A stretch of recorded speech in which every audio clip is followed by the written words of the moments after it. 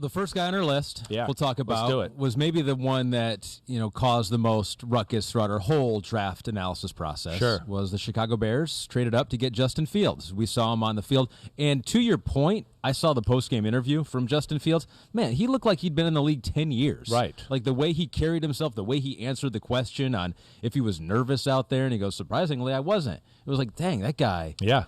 That guy's got some bravado He does. to him. Right. I can see why people liked him as a doubt. person. Right. And, it's like the old adage, right? Like when you got talent, it's easy to be like, hey, I'm pretty good. It's easy to be relaxed and play. Matt Nagy made a comment after the game, too, just going, man, he played a lot. Nothing seemed to overwhelm him at all. And again, that's, I think, yes, part of the human being and how he handles it. And then the experience of playing in big games in Ohio State and all of that. So he's going, it's the NFL, but it's not Ohio State, Michigan, or Ohio State, Clemson here in preseason game one. I'll be okay. Yeah. And he did a lot of damn good things. There's no doubt about that. That's an interesting one to me, and I know we'll dive into it here, but he brings some things to the football field that is special as far as the quarterback position and can change the way the offense plays the game a little bit to where he does have some advantages he can bring over a guy like Andy Dalton. Okay, so we're going to get into your evaluation of him. Yeah. We'll save your number wow-o-meter for the end. Right. It's okay, like cool. suspense. It's kind of like suspense. I like that because I haven't even come up with my I know generally where I'm going to go with the wow-o-meter. I'm going to kind of listen to myself talk a little bit and then go off of there, too. We'll do that, too. Right. So it's one of those things, a little carrot out there for people like, okay, this is what Chris thinks. What's the wow-o-meter say? Yeah. And then people go, I didn't even know there was a thing as a wow-o-meter, but now I'm really interested to hear where Chris puts him on the wow-o-meter. All right, so we'll start with Justin Fields. Yeah. You mentioned some of the good things about him already. 14 of 20 we saw, 142 yards, no sacks, ran the ball 5 times, 33 yards, had a touchdown, did have one fumble in the game. But the one clear thing early on is they wanted to see what they had with Justin Fields, or at least give him experience because he played a ton that first game. A ton. And, hey, listen, he brings a lot of things to the table that I like. Again, I know he was my 6th-rated quarterback, and everybody thinks I hate him. I don't hate him. I don't. He has presence on the field. There's no doubt about that. He's one of those guys, as soon as he breaks the huddle, you just go, man, I don't know, that guy looks good. He's big, and he looks confident, and that's what a great quarterback has. There is something to that. It gets the rest of your team and everybody to believe in you when you have that type of confidence and bravado that you just mentioned. Well, he said that, too, in the interview. He said, I told my offensive line, just take it one play at a time here. Right. Like, what? Yeah, I know. Well, these guys have probably been in the league more than you have. Exactly right. But he was the leader. He saw himself as the leader. Yeah, and I heard that from everybody really throughout the process about how much they liked the guy, coming out in the draft and all those things. But here's the things that jump out to me right off the bat. Okay, first off, presence, all of that type of stuff. You talked about 0 sacks. That to me is a big thing I watch for this time of the year. He had a great feel, better than most of the quarterbacks that I saw, the rookie ones at least, of when to just playing the game naturally. Like, hey, I'm in the pocket. I went through the read, but I feel a little something. Let me get out of the pocket. Let me not just sit here because coach said sit here and it's training camp and I'm supposed to sit here and pat the ball and wait for the next guy. He played football. He played it realistically. That's what I really like first off, right off the bat. So you got presence, great pocket presence and feel there to just be a natural football player, not just Johnny quarterback all the time. Then what's the next thing? I mean, damn, when he breaks out of the pocket, you go, wait, is that the starting tailback or is that the quarterback? Because he looks as impressive as anybody carrying the ball at the running back position when he does tuck it and run it. And that's special too. Yeah. So he brings that element to them to make, okay, plays off schedule. And of course, this is where I think it could be interesting too because Andy Dalton, he's played well and done all that, but we know who he is.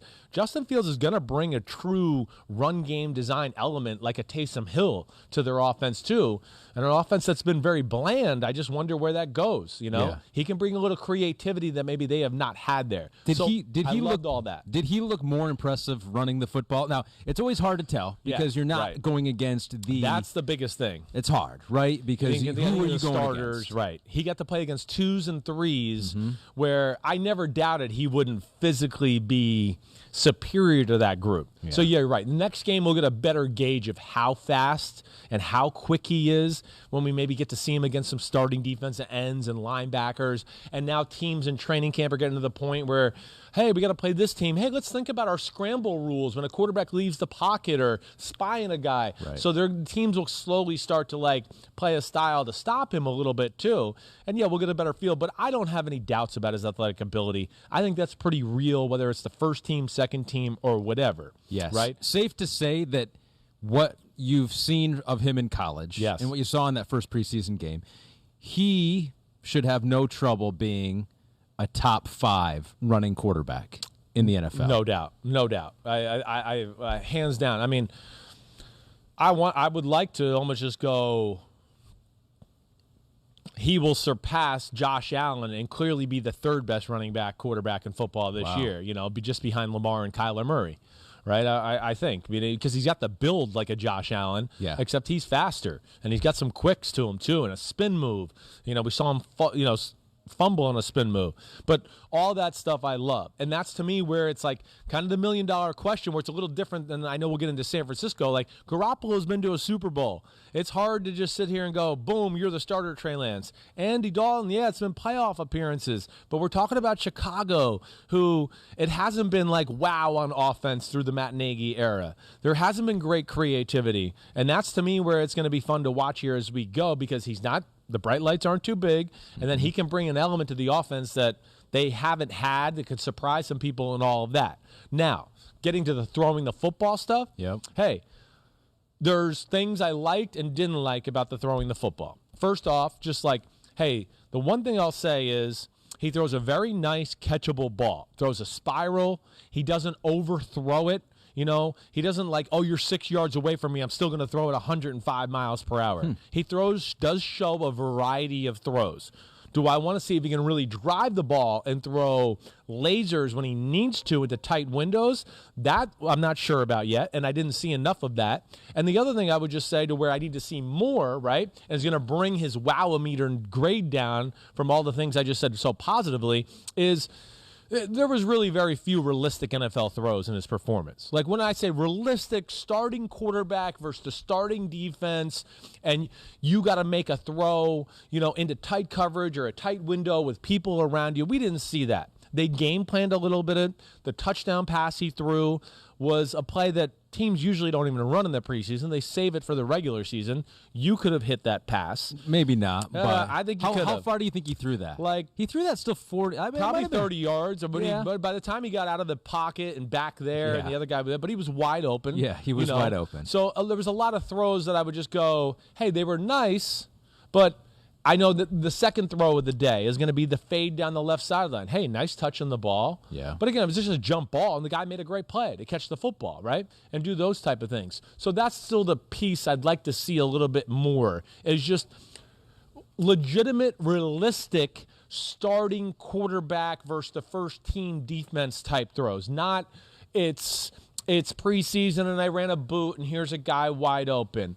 And it's preseason and my coach called a play action pass that the defense hasn't seen yet in preseason or in training camp, and we kind of game planned it up and screwed them over that way. That's the thing I need to see. And I think realistically, if I went on the wow-o-meter, then I'm probably going to give him like a 7.5, 7.5. All right, that's pretty good. So let's set a baseline. So let's say 5 is he performed exactly how you thought he would perform. Okay, right? I like that. So 5 is like, this is what I thought, this is what he did. Right. And so he exceeded your expectations a little bit. Yeah, because you're right. No one's going to go below 5 for me in this exercise. I don't think so. Okay. I don't think so. I mean, I don't know. I just have a hard time. Again, they're rookies. I know. And it's early. We don't want to crap I don't want to crap on anybody or over-evaluate here. We want these rookies to crap on your ranking of them, right? That's what we want. Exactly. We're pro-crapping, but not, us crapping on them. No, them crapping on us is the way we'd rather have it. Yes, no doubt about it. Okay. But, yeah, I 7.5. I'll go with the 7.5. Okay. So he's a little bit better. You saw a few more things, probably more in the running game. Yeah, that gave you some hope that, wow, there's some things you can exploit. And even in the passing game, I still liked it, just because it was at least the one thing I'll say, whether he missed the throw or not,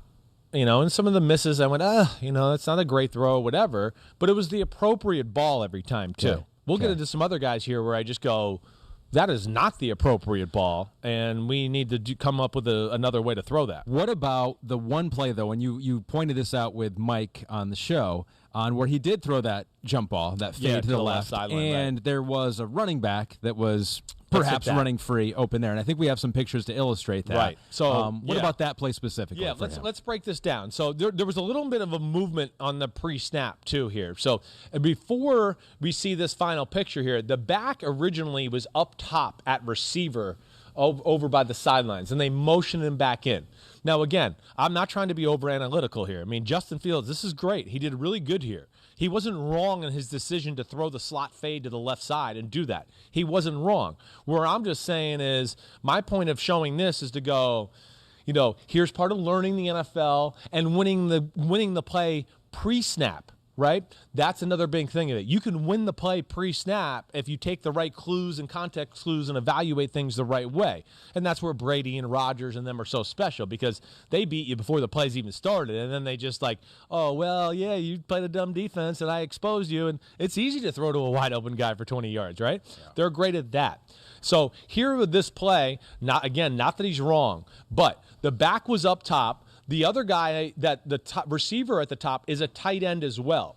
And the first clue you could take is there was two linebackers covering, the tight end and the running back, which had the corners down here, which tells you it's man-to-man. So all the corners are on the left side. All the corners are on the bottom part of this picture, and there was two linebackers versus the two pass catchers on the top, one being a tight end, one being a runner. Linebackers don't cover wide receivers man-to-man. Mm-hmm. They don't do that. That's that. So if they're head up on a tight end, it's man-to-man. So that's the first thing. And with this play specifically, it's made for this coverage. And so the thing you want to do here, because the running back's going to run a little wheel route, like act like he's running to the flat, and then he's going to turn up the sideline, and you get a big play, especially if it's man-to-man. And if the linebacker who you see right here is at the 39-yard line, right on the hash, right? Yep. He's right across the field from the running back. He's got a man-to-man. This is where your context clues to go, wait, they're man-to-man. When I say set hut here, I'm going to see what that linebacker does covering my back. If he runs up, there's a chance he could get picked by my tight end. And that's what happened. And these are the things Fields and the young quarterbacks can all get better on. But see, here you go. Save it here. See, so you see the tailback. He's running out the backfield. Yep. The linebacker that was covering him is trying to come underneath the tight end to cover him, right? Yep. So he's running downhill as the running back's running the other way. Yeah. So at some point here, he's going to have to go whoops and try to turn around and catch up. Yeah, his heart rate is increasing right now. Right now, yes. He's going, oh, shit, this coach told me never to go underneath here, and I'm about to get burned for a touchdown. But Fields has already made up his decision to play down here. And again, it's not that it's wrong, but I'm just saying these are the type of things that he'll grow from, he'll learn from. What does he see? Does he see just man-to-man, one-on-one coverage there? Exactly right. I'll throw a jump ball, and I think he'll make it. I got man-to-man. I don't even have to worry about whether that linebacker takes the right angle or nothing. I'm just going to make it simple and play this guy against this guy and throw the appropriate. But you could see at the top of the screen there, the tailback's gone. You're right. It's gone. And the other guy is, he's there. He catches the ball. Yeah, the other guy's, it's not bad. You could see that he's not going to throw like a go ball and beat him like deep for a touchdown, but it still was not a bad throw. It was the appropriate decision. There was nothing wrong with it. I'm just saying next level to get him to be a starter or give Matt Nagy the confidence to go, hey, I'm seeing it all. Don't you worry, right? Those are the type of things where when I talk about leaving some plays on the field, leaving some yards on the field, right? Yeah, that was great. It was a 20-yard gain. Could have been 50. Might have been a touchdown. We don't know. And again, it's just part of being a rookie. I'm not trying to be a jerk here or point anything out negatively. But, yeah, those are things, again, that rookies are going through. And to his defense, too, I said this on the show to Floria today. You could run that play so many times in practice that your defense has gotten used to it, and the linebacker never goes under. Yeah. So he might have had a few plays the last week where he had that play, and the tailback was never open. So he's just like, shit, it's not open. They've already learned it, and they're not going to mess it up. I'm not going to waste my time. But then he gets in there a third-string Miami guy who maybe the Dolphins haven't done it a lot in practice, and he gets by it either way. Then those things happen in the preseason. But it's still like what I saw from Justin Fields. 7.5 on the wow-o-meter. 7.5 on the wow-o-meter. out of 10. Yep. All right. Hi, I'm Mike Tirico, and thanks for watching. Make sure to hit subscribe for the latest news and highlights from NBC Sports.